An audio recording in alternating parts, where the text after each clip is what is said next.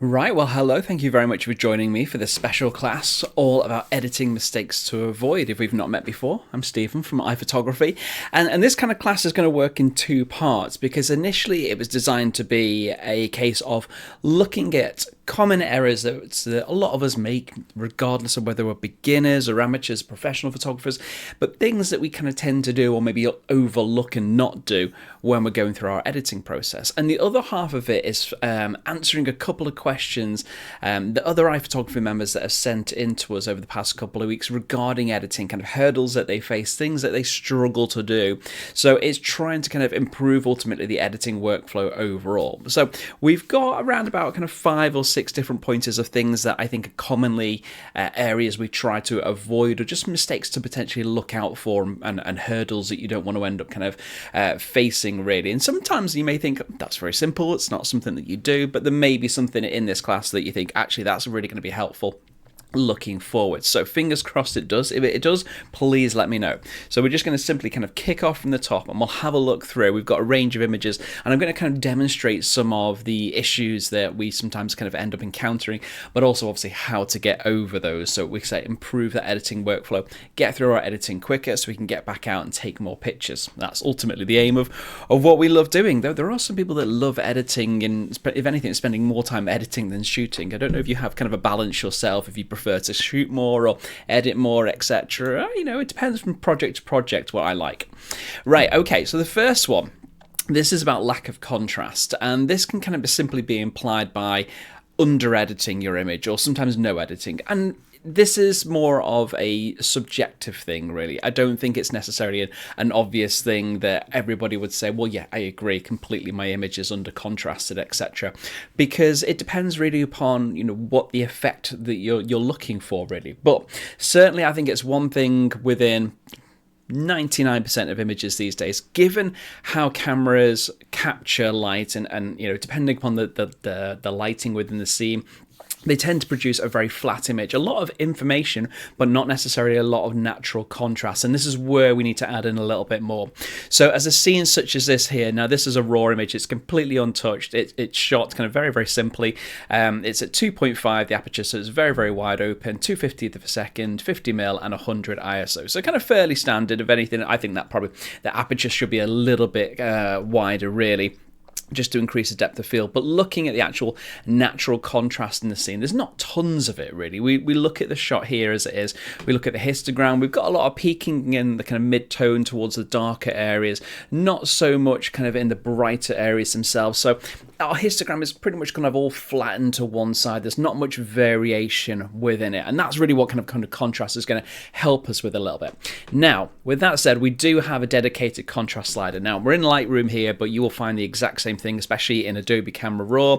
Any kind of editing software, if it's got a slider option, slider button, whatever it may be, it will all work in a similar way. It'll all do the same thing. So don't worry that we're in Lightroom and you may not necessarily have this software. But say in terms of contrast, obviously if you push it one way, it's going to strengthen the shot, strengthen the contrast. And you can see what happens to the histogram is that effectively everything gets pushed to be a little bit more crisper, a little bit more stronger in terms of the colors. But the histogram goes a little bit more towards the left, which therefore is making things darker. But with that said, we do start to get a little bit more peak in the highlights. We see a little bit starting to arise, not tons, but a little bit starting to arise. So that's what it's doing, is pushing things left and right a little bit, as opposed to having it all kind of plonked in one area. But it does give our image a little bit more richness. Now, not necessarily you will always need to push your contrast to that degree. I think using some other tones, some other sliders down here is probably going to be a little bit better. So things like the contrast, the shadows, we can boost them up a little bit more. We can bring up our highlights a little bit. We can potentially just lift our whites and maybe lower our blacks. So again, separating things out a little bit more, taking away from the midtones and just pushing things a little bit more to the left and right. This is also a similar type of approach, which answers a question a little bit later that someone else has sent in. So I will kind of cover that, but you may find I end up kind of repeating the same thing twice.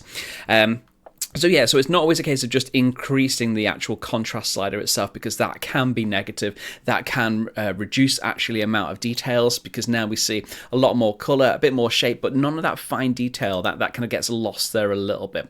So we're adding a little bit more, but also using some other sliders like the highlights, pushing them up, pushing the shadows up to reveal a little bit more detail, and then the black tones, which are not always just the shadows. Sometimes there is that subtlety actually in the shadow areas. We can darken the blacks a little bit more and strengthen them. So we're pushing the blacks down a little bit, we're brightening up the whites a little bit more, and then that ultimately is going to deliver us more contrast in the shot overall. So I'm not touching anything in terms of color or like the presence of the shot with the clarity and the texture, but let's just have a look at the before and after, and you'll see now, just by using a couple of little sliders, how much more vividity we have in the shot, how much more color, how much more presence, how much more appearance in the shape, the initial shape of the image.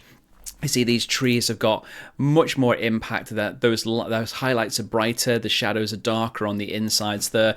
It ultimately gives it that little bit more pop, which, as I said, I will come back to a little bit later. I do like that word pop. So yeah, kind of improving contrast, that's one thing, that's one issue I think that is easily solved when it comes to the edit by just ultimately using a couple of different sliders. Now, the next issue we're going to look at is what we call haloing. And haloing it's something that's probably kind of appeared more so these days with having the option of a lot of these AI and masking brushes where we can select certain areas, whether we do it automatically or whether we do it manually. Sometimes, it used to occur prior to a lot of AI when you were using composites, when you were had multiple layers of different imagery and you were trying to kind of blend them together. Sometimes it would end up affecting the underlying layer or not affecting it. But more so, I'm going to show you it more directly here. Now, as I say, because there is a lot of AI tools these days, specifically one for the sky, if we just kind of add that in here in Lightroom, it doesn't do a bad job in fairness. You can see it does a pretty good selection. It's not selected any of the water or the trees in the background, etc. So then we can go from there, we can go on to kind of playing and improving the images, wherever we feel fit, etc. I'm just going to do a very, very brief edit here, just to improve it, because I say using the AI versions, they're not too bad. Now this depends, and it depends on software to software as to how good they are, but generally speaking, they're not too bad across the board. But it's pretty fine when you've got something like the sky AI that is just going to select the sky. But what if I wanted to select just this stump down in the foreground here, or those trees in the background? I don't really have an AI option for that, and a lot of the times this is when we have to revert to using something more manual like a brush. So in this instance, what I'm going to do is get really, really close in here and actually just try and select these trees in the background.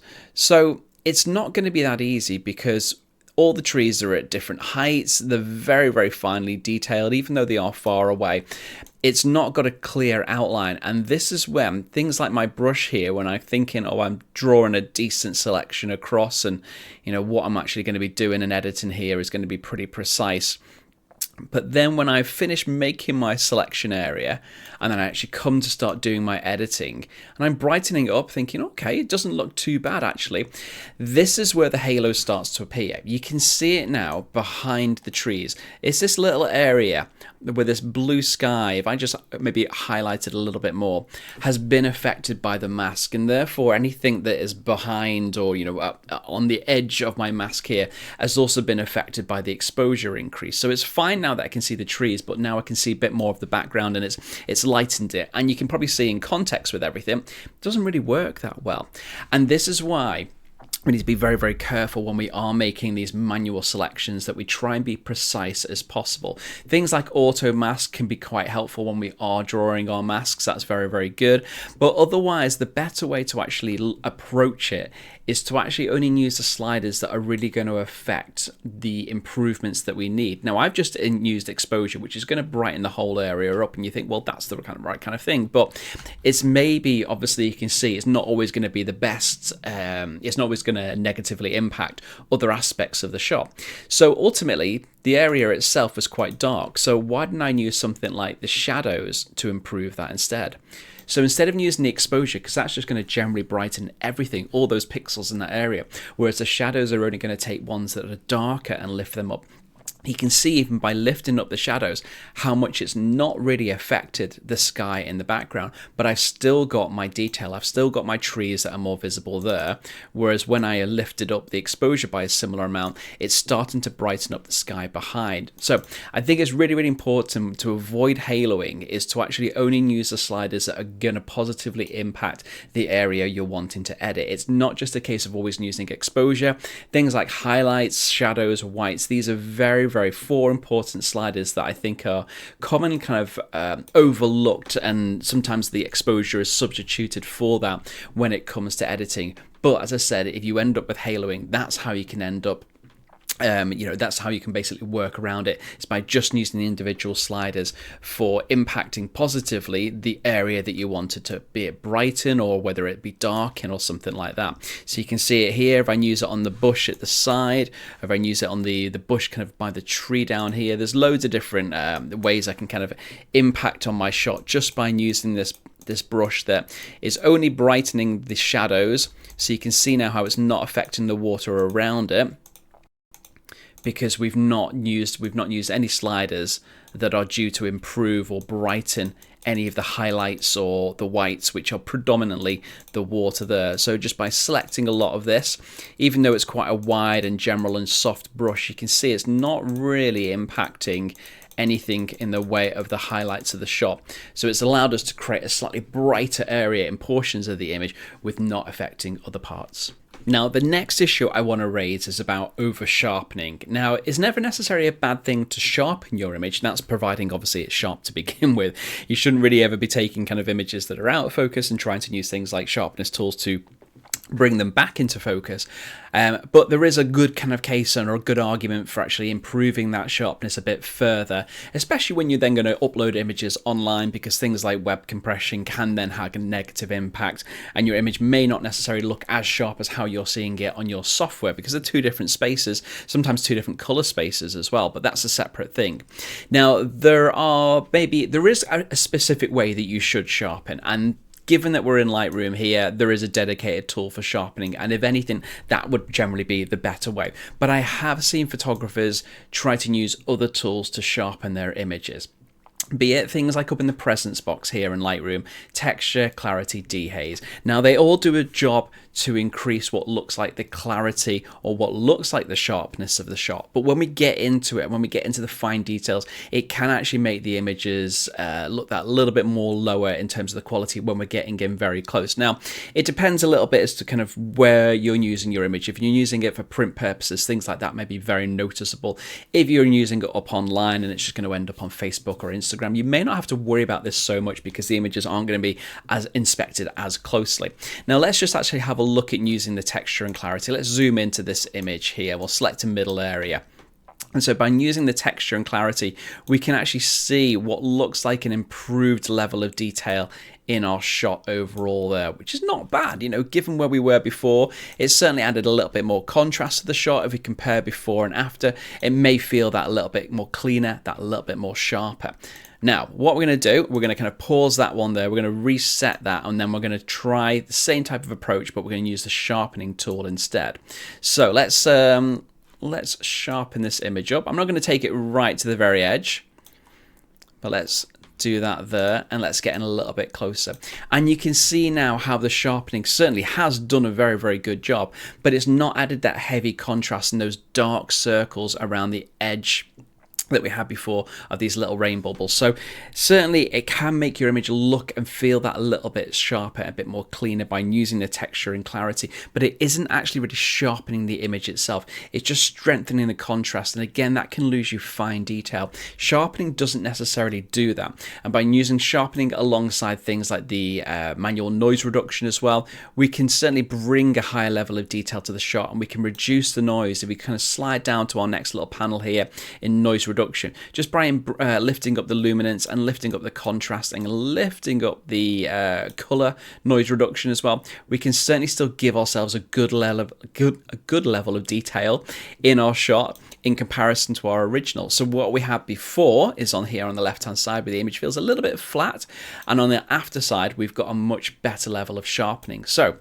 It may seem very, very obvious, but I have noted it in the past as to where photographers have used things like texture and clarity and dehaze to improve what looks like the sharpness of the overall shot, but it actually has a negative effect elsewhere.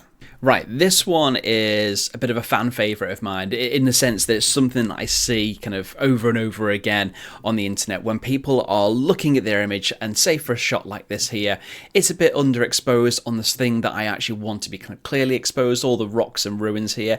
They've got some beautiful detail, but I'm not really seeing it. So again, an average approach, and this may be something of kind of linear thinking in the way of like, well, to make my image brighter, I would just use the exposure tool and I'll make it brighter over there. So now I can see all that lovely detail. Certainly that does do a job to improve the level of detail and what we can actually see on the rocks, but our sky is completely blown out. That is literally killing the shot. And now we're getting to the point that if we actually turn our histogram, our highlight clipper on there, I mean, we're not probably far off it.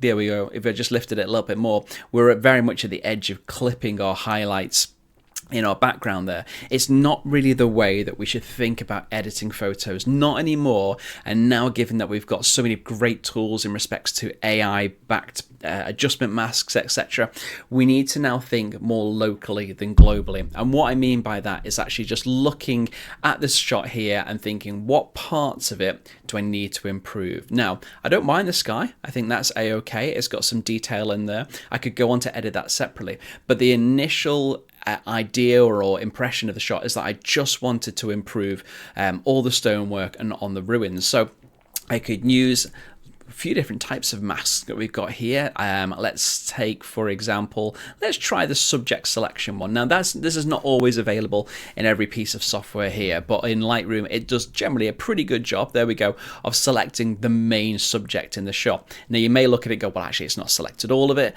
so that's when I can go to add, and I can add an additional type of masks, and I think I will probably actually just use a general masking brush, because it's pretty much just most of the bottom half.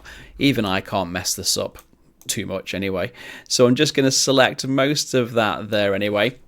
And now I can come back and I can improve the exposure of the shot without affecting the background. So now I've got a lot more detail on my subject here, but you can see I've not affected the sky at all. My histogram is nowhere close to clipping the image itself, whether it be in the highlights or the shadows, but I've effectively got the desired effect that I want. It's something that's very, very important to ensure that we don't overexpose our images, obviously in camera, but also to make sure that we don't do that when it comes to editing. And this is a little trick as well, that if you are in Lightroom or if you're in a Photoshop Camera Raw, up in the histograms in the corners here, you can turn on these clipping warnings just by pressing them both. So if they've got a little white box around them, it means they're both activated. And so when you do push the exposure of your shot, whether it's under or over, when you start to see these little blue tones appearing here, this is effectively Lightroom telling you this shot or these areas, these blue areas, are now underexposed. So if I wanted to push that a little bit further, all those pixels now are going to be pure black. So if I decided to save my shot, there's not going to be any detail in that image at all. Conversely, if it goes the opposite way, if I then try to overexpose it all, let's just try and kind of really push it if I can. And there we go. So you can see those red areas, the red areas of overexposure. So that's when we're going too bright, and therefore we would literally have no detail left in that shot at all. So if I just took the warning off, you can see it's pretty much full white. So it's important to turn those little things on, I think, if you do have Camera Raw or we do have Lightroom, because it's really going to help you understand when your shot is under or when it's overexposed, and just so you can get the right level of exposure so you're revealing the detail in your shot but not by affecting anything else. So this is my final little editing mistake to avoid. Now this is a shot here which I quite like the setup of the scene. It feels very kind of insular, very tight, but then we've got these street signs at the background here which they kind of add a colour which are quite distracting. Strong blues and oranges and reds and yellows specifically, they can be quite distracting within an image, especially where the rest of the shot is quite muted in terms of the colour palette. So these reds and blues I don't really want in the scene. Now, it would actually probably work not too bad if that arrow was pointing the other way, kind of into the composition, but it's not. Now, initially, when it comes to removing distractions, probably one of the most straightforward ones would be to obviously not have it in your shot to begin with. But when it comes to editing, we can still improve it by maybe recropping our image. But now, this is provided it doesn't challenge or really kind of upset the composition, which I don't think it does here by getting rid of it. So we can take that out there. But then we also may look at our shot and sometimes go, well, actually, there's some features that are right within the middle of the frame that I don't want. And I couldn't get rid of it when I was shooting. There was no other alternative angles. And I'm talking specifically about this pipe down the background here. It's one of those things that once you spot it, it's always going to be there and your eye's just drawn to it all the time. And this is why having a remove tool, again, whether you're in Photoshop, Lightroom, whatever it may be, is very, very helpful. These days, especially with the generative AI and the detect objects options, these do make it that little bit simpler. So I'm just going to use the remove tool here, turn on the generative AI and the detect objects, and then all I'm simply going to do, let's just get a little bit closer in, is just to draw over this pipe. And this is effectively what we are telling Lightroom to get rid of. This is what we don't want in our shot. And then what it will do, it will look at everything else around it, assess the shot and say, right, okay, do you want to get rid of this area that's now in red? We don't want all that area because it's including a lot of stuff that actually we do want to keep. So when we've got our refine option here, we're just going to go to subtract and we're just going to tighten up this red area because this red area is what's going to go. So let's just try and narrow this down. Now, if I had a little bit more time, I'd probably get in really, really close and actually make a very, very precise selection area, which I encourage you to do so, but given that I'm trying to do this on time so you're not sat here watching me for hours do this, I'm just going to try my best to kind of clean it up a little bit more quickly. Okay, that's not too bad of a selection. So once you're happy with that, if you've ever for any reason make a mistake, if you accidentally kind of get rid of some of the pipe and you actually no, obviously I need to get that back in our selection to get rid of it, you can just go back to add and then just add it back in. Anyway, once you're happy, then press remove. Depends on how long it takes, is given your internet speed, the speed of your computer, etc. Because all this AI stuff is done kind of web-based these days. But give it kind of a couple of seconds. If you're doing a very, very big removal, sometimes you may need to kind of wait a minute or two. And there we go. Okay, so what you'll also get is 3 different variations based upon the removal. So generally, I think it's done a pretty good job there. But you see down in the refinement panel here, we've also got, this is 1 version out of 3. So we can span through the other ones. We can have a look at number 2, we can look at number 3, and we can just basically get a feel for which one we feel kind of nicely fits our scene. I actually think number 2 works quite nicely there. And then if we go back to our original edit, it gets rid of the outline there, and then we can look at it in terms of the overall context of the shot. It's got rid of it, it's cleaned up, it makes it a lot nicer. It's something I think is so important for photographers to do and look at on the very, very kind of minute level, or at least at 100%. I would always recommend photographers span around their shot, look for things that they don't necessarily want in their image, they feel don't contribute to the story. Maybe with colors, as we were talking about before, they can be jarring. Oh, I think we've got a little bit of a highlight warning clipped on there. So that's why that was looking red. We may just have a span around of the shot, just check out anything that we think, well, we're happy to keep that in the shot, we don't want that in there, whatever it may be. It may be a little bit debris on the floor, so we can maybe just turn off the generative AI and the detect objects, and just the little markings on the floor we can just run over very, very quickly and just get rid of them. And it tidies the shot up so much by doing these little things, and it's just the small details that make a massive difference. Right, okay, so what we're going to do now, actually, let's move off. Right, okay, so what we're going to do now is answer a couple of questions that iPhotography members had sent in to us about their editing hurdles. So sometimes there are issues here, and a couple of the same thing kind of came up a couple of times. So we tried to kind of compact some of those responses into just a couple of scenarios that we can actually demonstrate here. And one of them was, how do I make an image pop?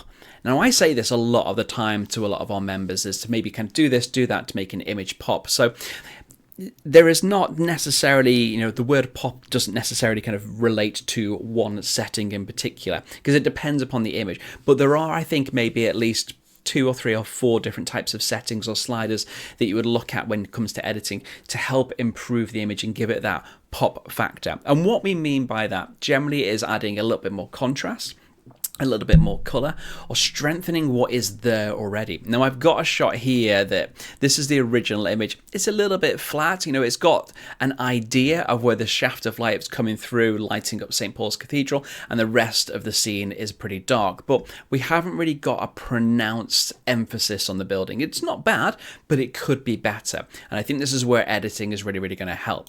Now the first thing I would do is take something like a white balance selector. Now you may not necessarily need to do that with every shot, you know, in your instance, because you know you may like the color temperature in the image, but this I know was taking up a building through glass, so the glass has tinted the frame a little bit. So I would take the color temperature balance here and I'd place it over something I would say is like a neutral white, about there, and it just rebalances the color. So there's still quite a heavy amount of blue, but at least those yellow tones have been evened out a little bit more. Now I would tend to go and look and brighten things up a little bit further, so something more like that. Now, as I said, contrast is one of those things that I think is important to help make an image pop, but again, not too much. It always goes image by image, but I'd certainly say, but contrast is one of those things most definitely. When it comes down to presence, things like texture and clarity, these work very well. I think more so on closer shots where you can really get a sense of texture already. Clarity, same again with that. With a widespread scene such as this, I don't think it needs a massive amount really, but what this does really need to is kind of play more on the lighting within the image. As I said, there was a shaft of light coming through the shot, which you can kind of see, but it's not that well pronounced. So I think to enhance that a little bit more and give our image a bit of pop, I'm going to use a linear gradient. I'm just going to pull that down a little bit and then just darken the scene a little bit. So effectively, I'm going to try and make our building look that bit brighter by darkening everything else around it. So if you think of it doing it in reverse, I'm just going to reduce the exposure, possibly reduce the highlights a little bit, reduce the whites a little bit more like that. Now, I am also aware that when I drew my linear gradient, it was coming across the top of the dome. And I want to make sure that none of that area really gets affected by this darkening, because obviously we want to keep that building light. So I can actually subtract from the mask, and I'm going to subtract the subject, which I'm hoping Lightroom is going to notice as St. Paul's itself. So it will take away that area, and there we go, the building just becomes that little bit brighter. Now if we actually look at our mask, it's everything apart from the top of the dome in the background, which is great. Now I'm going to do almost a similar thing again, another linear gradient. We're going to pull it up from the bottom this time, so maybe kind of pull it up to around about there and do something very, very similar, and just push down on the exposure probably a little bit more again, because these buildings were in shade anyway, so I want to maybe kind of just emphasize that a little bit further. Make that a little bit darker again. Just have a look back at my mask, because a little bit starts to go over the bottom of the building, again at St. Paul's, and I don't want it to take away from the light. So I'm just going to use the subtract option again. Let's try the subject again. Let's see how good it is in terms of recognizing that. I worry that it may take away parts of the building at the bottom. It's not done too bad though. I think it's done its job there. Yeah, there we go. Okay, and it's subtracted little parts from it, so you can see where it was originally, and it's just taken off those areas of the building. So that's worked kind of quite nicely. So now we've got that, I would also then look just to kind of crop and refine my shot a little bit more, because it's all about that narrow span of light coming through the middle there. So I'm just going to straighten that horizon, maybe take the top of the shot to there, and we'll work on the rule of thirds. So we get a nice balance from that. And then the last thing I'm going to do is emphasize the light that is already there. So strengthening that a bit further to really make that pop. Using a radial gradient, I'm going to span that out across the shot. Try and have the strength of it coming from the direction of the light. Lift that exposure a little bit more. Also warm it, because bearing in mind we've got darker colors top and bottom here, which will be a little bit cooler. I'm just going to add a little bit more warmth in there. Lift up the exposure ever so slightly, but more so lift up the highlights and lift up the whites there overall. That's brilliant. And that's it. And that's all I wanted to do.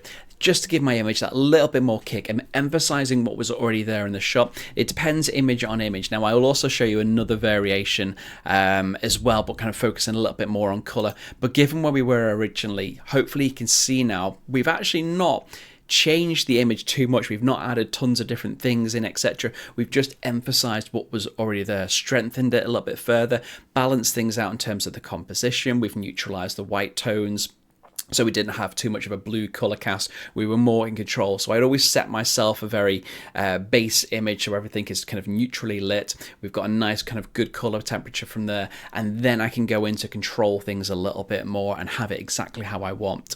Now, so let's have a look at it from a different approach. Now let's get a shot here this is a little bit more colorful, because some people do ask again, how do I make colors pop without just using this saturation? And this is a very, very good point, because if we get in nice and close here, let's just use a saturation tool and let's just brighten up our colors, because you may think, well, actually, but that's the right way to kind of brighten up colors, isn't it? You know, if we look at it before and after, we've got a much stronger color, but it can be a little bit over the top and it can be looking a little bit artificial. Obviously, this is raise the brightness, raise the intensity of the color across the whole shot here. The one thing I tend to avoid that much is certainly using saturation to that level, and instead use a slider above it called vibrance. And now if we push that up a little bit more, so what we'll actually do is put them side by side, and you'll be able to see the difference, that there is still a good strength and intensity, but the saturation does start to break up the image a little bit more. The colors are pushed that bit more richer, certainly, but they can end up losing you detail because it just all becomes about the color.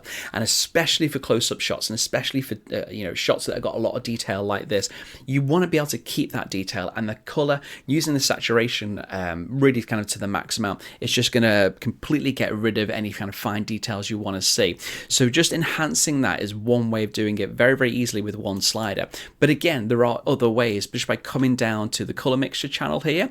Let's just bring that back there. We can also just play with the individual colors, and instead of improving the color across the whole shot, we can just lift it to a very individual amount based on an individual color. So we've got our saturation here. Now let's just see, there we go. So if we play with our red tones, you can see already how that's going to be brightened up a little bit more. Now again, the brighter and brighter you go, the more saturated it can look, and as you can see, it's now bleeding onto some of those white petals and looking kind of quite pixelated. So again, maybe it's a little bit of a combination of a slight bit of saturation, but then also the luminance. Now if we come to luminance and we play with the same slider, we can brighten them up a little bit more. So again, from where we were previously, we're not starting to lose ourselves any detail, but things are a little bit brighter and a bit richer. Now this is just affecting the reds. Now we can do it just to the greens, we can do it just to the yellows, we can do it to all of them, or we can just do it to a select amount of colors, but it just gives us a little bit more refinement and control. So instead of just using the overall color saturation slider to boost the color in the whole shot, think about otherwise using luminance that tends to be a little bit more delicate and doesn't lose you as much detail, or think about just which colors you want to enhance, because if it's a color on one particular object and you don't really want all the other colors in the rest of your scene, maybe in the background, to be as bright, think about using the color mixture channels just to brighten the individual colors on their own. So I'm going to come back to making an image pop just for one last thing, because I think there's as many different ways that you can interpret what pop necessarily means. Now we've got a shot here that's it's got lots of different range of colors in here, but there's nothing that's really been, our eyes aren't been drawn to one particular thing. The lighting is pretty flat overall. So what do we do in comparison to the shot that we had before, where it had a very clear sense of lighting and drama? So it was kind of a bit easier in a way to edit the shot, because the lighting was kind of pretty much obviously telling us, where our eyes should be drawn to, and we were just making the most of it. But if we had a shot like this, how would I approach it? So first things first, I think what I want to do is improve the sky. So whether you just do it as a manual selection, or if you've got Lightroom and you can actually make these make these AI selections, they tend to be that little bit quicker. And I'm just wanting to have a look at improving the sky, a bit level of detail in here, maybe a bit more color, making the color temperature a bit cooler, not too much. Still want it to look kind of authentic. And then let's play with the dehaze a little bit, and that just brings a bit more finer detail around the edge of the clouds there. Same again with the clarity, not too much. I don't need to add too much to it because it's so far away. We don't really want to add a lot of detail to something that didn't really have detail in it to begin with. But what I do want to do is try and draw attention to something more specific, really kind of within the foreground. So it's going to be really this tree, maybe the other tree as well, next to it. So I think what we'll actually do is we'll just draw a mask over it. And I'm going to be a little bit liberal here. And I may just add another one in the background to that same tree. So anything that we do to the foreground tree is also going to happen to the other one. Now, I'm not going to brighten up the exposure because we talked about haloing, and this is in the perfect situation as to where haloing could occur and end up actually lighting up some of the field around it. Instead, because the tree is dark, I'm just going to use something like a darker tone, like a shadows, just to improve the brightness of that and not affect what's actually in the field around it. So you can see there, it's already brightened things up just on the tree, and it's not really affected anything else. So I'm just going to go in a little bit further, maybe add a little bit more of my brush. If I put my overlay back on, you can see where I'm now just adding a bit more of the effects of what I've done just by lifting up the shadows. And it won't really affect any of the area behind it because there's not many kind of shadowy tones behind there anyway. So if you can end up in a situation where you've got a dark subject surrounded by light areas or vice versa, it's going to make the avoidance of things like haloing a lot easier. So let's take that off there, and now we'll see what we've got. So from where we were before, now if you just have a look at the field around it, how none of that is being affected, it's only because I'm using the slider that is relevant for improving the exposure just on the subject itself here. That's absolutely great. And then I may just lift the highlights a little bit there, maybe not too much more on the whites, because I can see how that's going to affect the surroundings there. So again, that's just done a really, really good job. Again, comparison to where we were previously, we've now made it very obvious as to where our main subject is and what we're trying to draw people's attention to. We can further that a little bit more. We can now start to hide areas. Now we can do this potentially by cropping, but I quite like the setup of the crop of the shot anyway. And now if I just add a small gradient at the bottom and make that a bit darker, if we put things in darkness, it's going to stop people looking towards it. So we can do this just by adding a slight darkening. Maybe that may be a little bit too much, but a slight darkening of the area in the foreground. It instantly pushes our attention over the top of that and into the areas where the light is more. Again, we can do the exact same thing with the sky, and just by adding another gradient over the top there, we can make the sky look that bit darker. And already we're trying to push people's attention more in towards the middle. So it's very, very simple in terms of the psychology of what we need to do to try and push people's attentions to certain areas within our shot. I think to cap it off from here, what I'd probably like to do is just increase the color, give a little bit more kick to the vibrance overall, and then I would then come down to the individual color mixture that we were looking at previously, and just isolate the yellows. Let's just have a look at the yellow tones a little bit here, and possibly just brighten those a little bit more. So they're becoming a little bit more yellowy white, because I felt when they were yellow they were quite close to the greens, but if we can brighten those a little bit, it allows the greens to be separate on their own. But then with the greens we can either darken them. Now we have to be very careful because there's lots of green variations in this scene overall, but let's come to the saturation, and then we can maybe just increase the saturation of those greens that a little bit more, maybe then just to ever so slightly, you know what, no, I'm not going to change the yellows at all. I'm going to keep them as they are, but just increase the pop of the greens there that little bit further, and that's absolutely great. Now, one more thing you could do in respect to when we're talking about localized editing, I'm just going to take a little brush here. Now, it may not necessarily always apply to your shot, but you can see that we've got little rows and little lines here in the field where the tractor may have been, etc. Now, I'm just going to take an adjustment brush and just run it through just where these little paths are, more specifically where there are shadows. So I can see little darker areas in there, and there's darker areas in there and in there as well. Now it's not perfect, I've not done this super duper well, and there's some darker areas down here.